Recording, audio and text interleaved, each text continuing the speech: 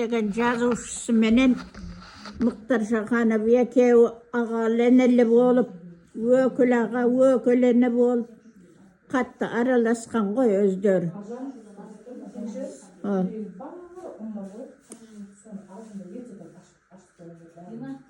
Мұхтар Шаханов ауырып больницада жатыр екен. Тәуір болып келатыр екен. Сол уақытта Шыңғыс Айтматов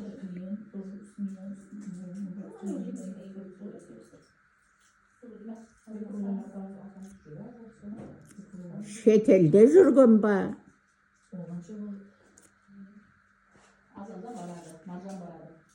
Сонда екен. Бірақ шетелде жүрсе де звондап сөйлесіп тұрады екен де. Мұхтар Шаханов іні болғасынан жағдайың қалай деп жаңа больницада жатқан сөйлесіп тұр. Мұхтар Шаханов айтады, бір күні өзінің баласы менен келіні тамақ әкеледі дейін больницада жатқан аталарына, әкесіне. Соны менен қосылып тағы да Мұхтар Шахановтың қарамағында істеген тағы бір жігіт болады. Сода жаңағы баласымен келінімен бірге о да келеді. Мен деп барып көңіл сұрайын деп шығып едім деп.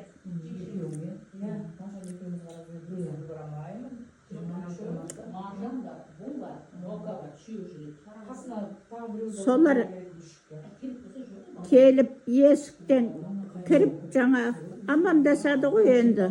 Больницада жатқан Шахановпен амандасып болып.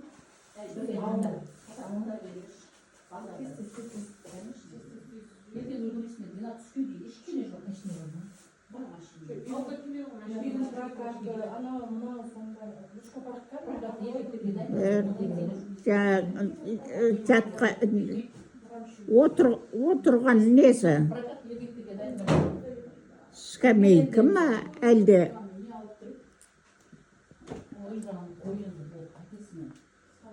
Ағаштан жасалған дейді.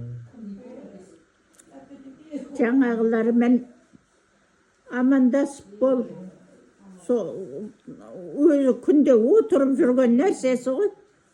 Соған отыра бергенімде дейді. Келгендермен амандасып болып, соған отыра бергенімде ортасынан қақ бөлініп, сынып қалыпты.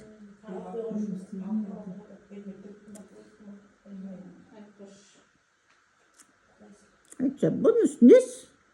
Енді күніге отырып жүрген нәрсем ғой деп неғылғандай. Соның артынан сәлден кейін сол уақытта Шыңғыс Айтматов шетелде жүрген, Бельгияда жүріп,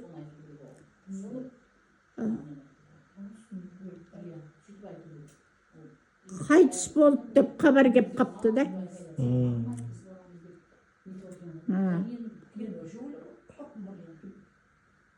Соны маған сездірген екен ғой, жаңағының сынғаны дейді.